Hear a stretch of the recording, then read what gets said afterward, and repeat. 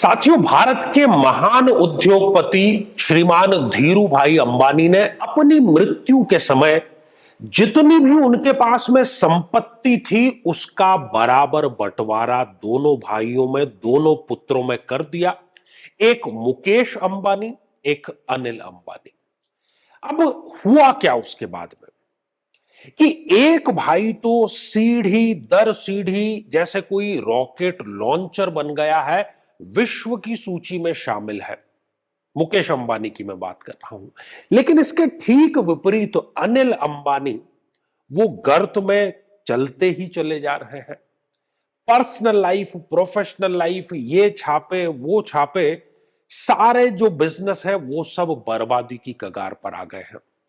एक ही पिता के दोनों पुत्र हैं।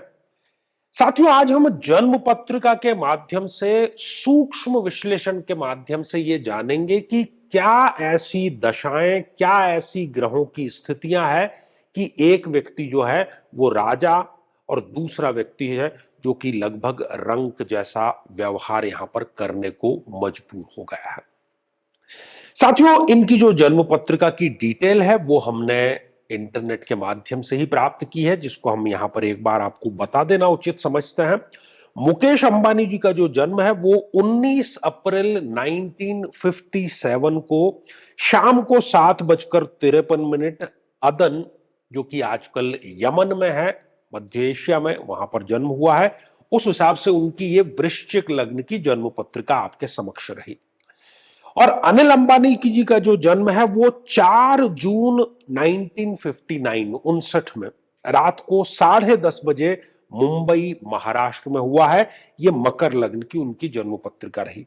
साथियों, ज्योतिष शास्त्र में हम बहुत सी चीजें यहां पर सीखने का, यहां पर विश्लेषण का हमें मौका मिल रहा है।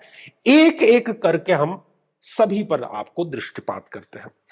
ये मुकेश अंबानी जी की जन्म पत्रिका है। लग्नेश से ही हम शुरुआत करते हैं। साथियों, वृश्चिक लग्न की जन्म पत्रिका में मंगल देव स्वयं सप्तम भाव में विराजमान होकर के लग्न को देखने का कार्य कर रहे हैं। मंगल क्या है? साहस का कारक है। मंगल सेनापति है।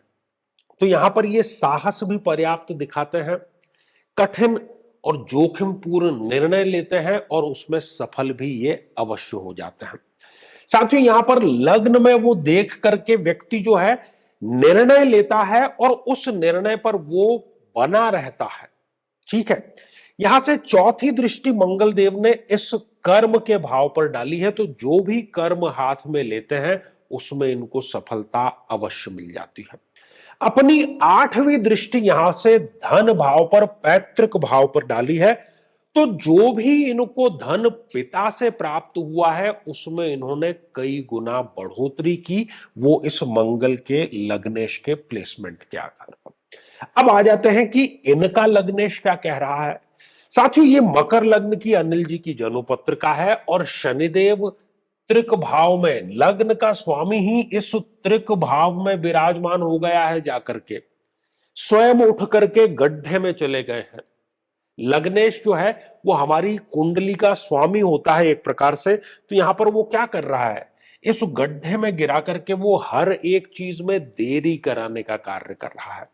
कर्मों के फल तो हम भुगतते ही हैं, हम में से हर एक व्यक्ति भुगतता है, लेकिन बुरे कर्मों के ही परिणाम मिल रहे हैं, अच्छे वाले की तो बारी ही नहीं आ रही है। खर्च के भाव में यहां पर विराजमान हो गया है, तो खर्चे इतने हो गए हैं कि संपत्ति भी बेचने की नौबत आ गई है। लग्नेश की स्थिति। अब आ जाते हैं कि द्वितीय भाव का लॉर्ड क्या कह रहा है। साथियों, इस वृश्चिक लग्न की जन्म पत्रिका में गुरुदेव जो कि धनेश बनते हैं, ये यहां पर कर्म भाव में विराजमान हो गए हैं आकर के, कर्म में वृद्धि करने का कार्य कर रहे हैं। जीवन में एक के बाद में दूसरा, दूसरे के बाद में तीसरा शुभ कार्य पर शुभ कार्य हो रहा है। जीवन जो है वो अनुशासित ढंग से व्यक्ति जीता है और पैतृक व्यवसाय को व्यक्ति कई गुना आगे बढ़ाने का कार्य करता है।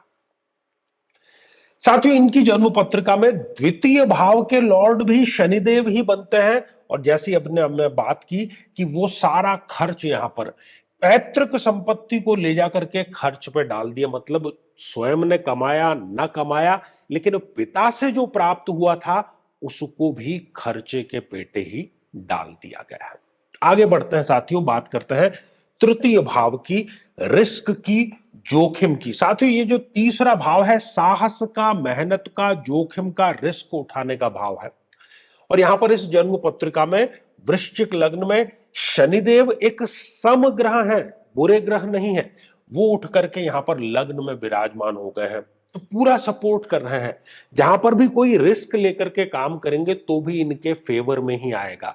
मेहनत का 100 नहीं, कई बार तो 1000 लाख गुना रिजल्ट यहां पर न्यायाधीश शनिदेव जो है वो दे रहे हैं। अब यही बात करें हम कि इस जन्म पत्रिका में तृतीय भाव के जो लॉर्ड हैं वो एक अति मारक ग्रह हो गए हैं। मकर लग्न की जन्म पत्रिका में गुरुदेव अति मारक ग्रह है। मेहनत उठ करके आय के भाव में आ गई है, तो वो आय का भी नुकसान कर रही है, इच्छा पूर्ति का भी नुकसान कर रही है। जितनी भी इच्छाएं हैं उनको दबा करके जीवन जो है वो यापन करने का कार्य इनको करना भी पड़ रहा है। साथियों बात चतुर्थ भाव की करते हैं। यहां पर भी शनिदेव चतुर्थेश है, और चतुर्थेश होकर के लग्न में यहां पर आकर के वो विराजमान है, तो भौतिक सुख सुविधाएं कहना ही क्या, हर प्रकार की वैभव की, ऐश्वर्य की सारी संपत्तियां इनको प्राप्त होती हैं। अब इनकी बात करें कि जो भौतिक सुख सुविधाओं का लॉर्ड है मंगल, वो नीच राशि का होकर के विराजमान हो गया है, तो भौतिक सुख सुविधाओं के लिए भी व्यक्ति को कर्ज लेने तक की स्थिति जो है वो उत्पन्न हो जाती है। अपना घर, अपनी अचल संपत्ति तक जो बिकना है उसकी नौबत ये आ जाती है, जो कि हम स्पष्ट रूप से यहां पर देख रहे हैं। साथियों बात करते हैं पंचम भाव की, पंचमेश की, जिसमें संतान प्राप्ति और आकस्मिक धन योग यहां पर हम देखते हैं। तो अति योग कारक होकर के गुरु यहां पर केंद्र में ही विराजमान है, तो शेयर मार्केट से भी इनको फायदा है, निवेश से भी इनको फायदा है। बच्चे जो हैं वो भी इनके कुंडली के अनुसार इनके द्वारा कमाए गए धन को कई गुना आगे बढ़ाने का कार्य करेंगे। साथियों यहां पर सारी बातें बिल्कुल लॉजिकल और बिल्कुल स्पष्ट रूप से आपको कारण सहित बतलाई जा रही है। इनके पंचम भाव की यदि बात करें तो शुक्र देव पंचम भाव के लॉर्ड होकर के इस सप्तम भाव में विराजमान हो गया, तो एक कार्य इनको बड़ा उन्होंने दिया कि अपनी मर्जी से अपने पसंदीदा व्यक्ति के साथ में इन्होंने विवाह जो है वो संपन्न कर लिया, तो ये यहां पर इनके लिए थोड़ा सा फेवरेबल स्थिति जो है वो हो गई है। साथियों बात करते हैं इस छठे भाव जो कि रोग, ऋण और रिपु का भाव है।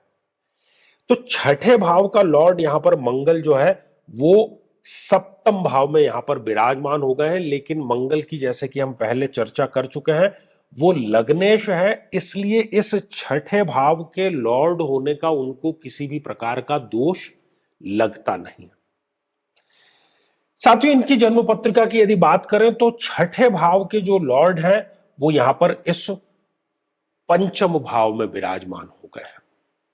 मतलब आकस्मिक धन लाभ, शेयर मार्केट से लाभ नहीं होगा, निवेश भी करेंगे तो वो माइनस में ही जो है वो चला जाएगा।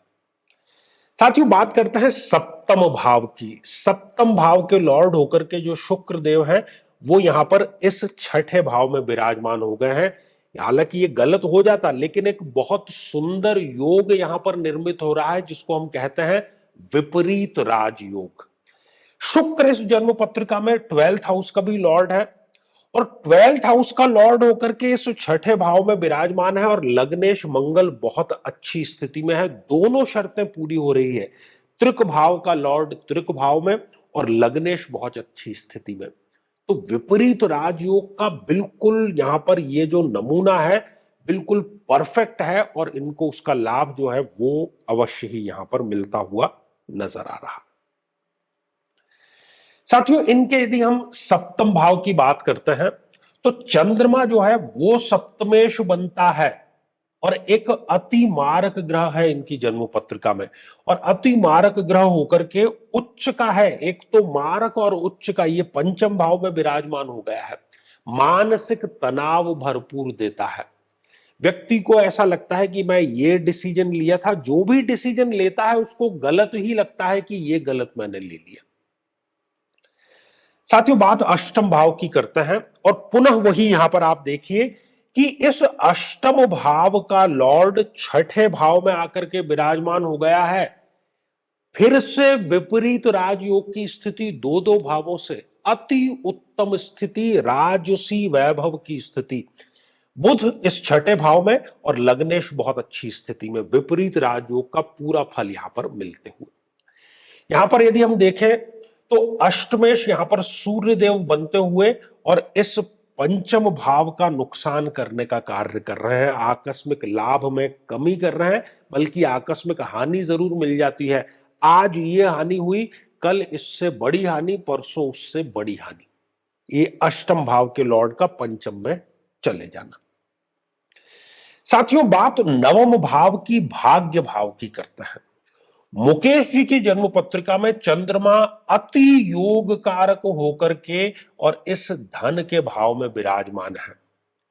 बहुत संतुलित, शांतिपूर्ण व्यक्ति डिसीजन लेता है। चंद्रमा माता का कारक है, माता का आशीर्वाद सदैव बना रहता है। व्यक्ति धार्मिक होता है, स्पिरिचुअल होता है, उसके पैर सदैव जमीन पर ही रहते हैं।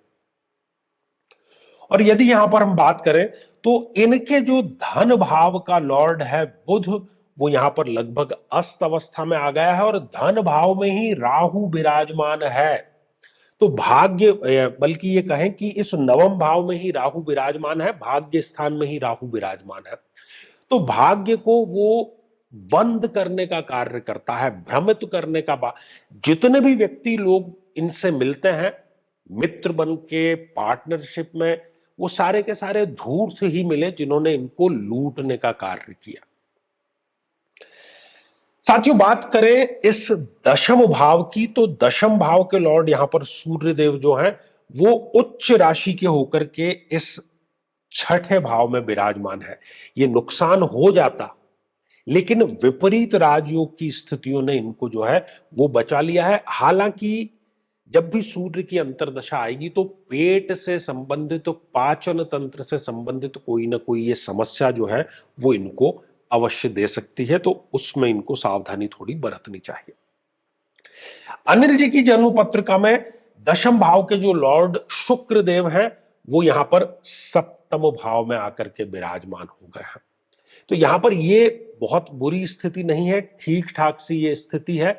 और ये जितने भी चाहे खर्चे हैं वो कम भी करते चले जाएंगे, तो इनकी जो ये जीवनचर्या है, दिनचर्या है, वो वैसी ही चलती रहेगी, उसमें किसी भी प्रकार की कोई दिक्कत नहीं आती है। व्यक्ति जो है शारीरिक रूप से फिट रहने के लिए सारे उपक्रम करता रहता है। साथियों, बात करते हैं इस एकादश भाव की। एकादश भाव के लॉर्ड यहां पर बुध देव विपरीत राजयोग बनाते हुए, तो इच्छाएं भी सारी व्यक्ति की पूर्ति होती है। विशेषज्ञताओं को वो खरीदने की मादा जो है वो रखता है और उसका लीडरशिप क्वालिटी बड़ी जबरदस्त हो जाती है। यहां पर बात करें एकादश भाव के लॉर्ड की, तो एकादश भाव के लॉर्ड स्वयं मंगल यहां पर नीच राशि के होकर के विराजमान है।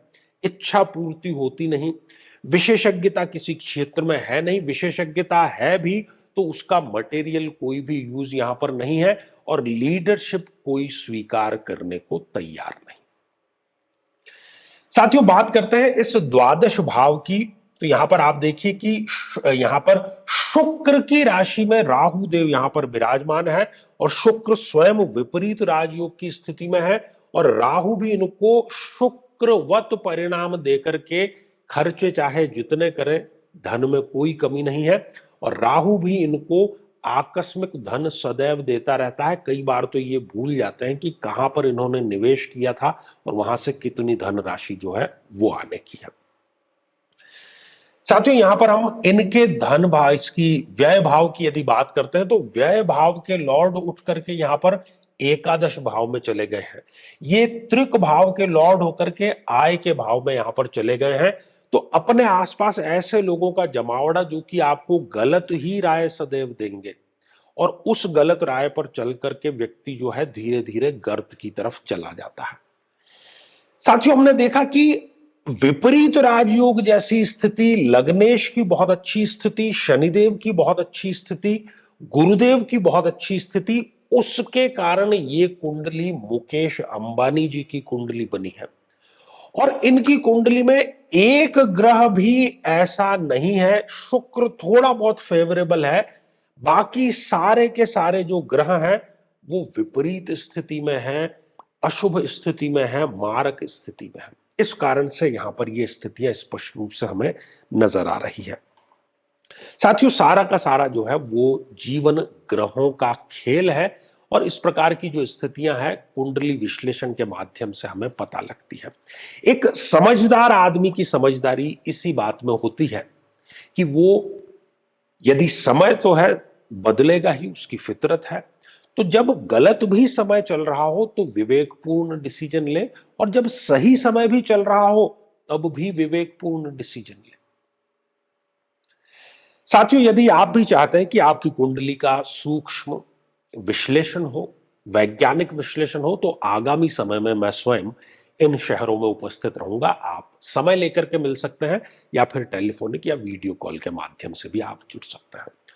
और यदि आप चाहते हैं कि आपके किसी एक प्रश्न का निःशुल्क मार्गदर्शन किया जाए, तो प्रति शनिवार को दोपहर 3 बजे हम खास लाइव कार्यक्रम लेकर के आते हैं हमारे इसी चैनल पर। लेकिन उसमें शामिल होने के लिए आप हमारे इस वीडियो को हाइप कीजिए और उसका जो स्क्रीनशॉट है वो दिए गए व्हाट्सएप नंबर पर भेज दीजिए। तो इसी मंगल कामना के साथ में कि आप सभी स्वस्थ, समृद्ध और शांतिपूर्वक जीवन व्यतीत करें। नमस्कार। साथियों, कई वर्षों के जन्म पत्र का अध्ययन और लाखों कुंडलियों के अध्ययन के बाद हम ये कह सकते हैं कि यदि किसी की जन्म पत्रिका में राहु पीड़ित है तो उसको इस ग्रह की महादशा में इन 9 लक्षणों का, इन 9 कष्टों का, पीड़ाओं का अवश्य सामना करना पड़ता है। ये भ्रम की स्थिति पैदा कर देता है। व्यक्ति ये निर्णय नहीं ले पाता कि उसके लिए सही क्या है, गलत क्या है, और यदि वो निर्णय ले भी लेता है तो वो निर्णय उसके लिए आत्मघाती साबित होता है। हर एक कार्य में हानि, हर एक कार्य में आकस्मिक समस्याएं सदैव खड़ी रहती है। व्यक्ति नशे की तरफ आकर्षित होता है और उसमें डूब भी वो जाता है। अपने ही लोगों से उसको धोखा मिलता है। विवाह के पश्चात विधवा या विधुर योग भी उसके निर्मित हो जाता है। नाहक ही बदनामी, अच्छा कार्य करने के बावजूद भी बदनामी इसको प्राप्त होती है। छोटी बड़ी जेल यात्रा का योग भी यहां पर निर्मित होता है और घर में सदैव गृह कलेश का वातावरण बना रहता है। लेकिन साथियों, यदि आप भी इन सभी कष्टों से स्थायी और सटीक मुक्ति प्राप्त करना चाहते हैं तो उसका तरीका है इस ग्रह की महादशा मंत्र साधना दीक्षा, जो विशेष रूप से आपके नाम, आपकी जन्मतिथि के अकॉर्डिंग की जाएगी। और गुरु दीक्षा के माध्यम से अभिमंत्रित माला भी आपको प्रदान की जाएगी, ताकि न केवल ये सारे कष्ट दूर हों, बल्कि ये पूरी की पूरी महादशा आपके लिए शांतिदायक और सुख समृद्धिदायक साबित हो।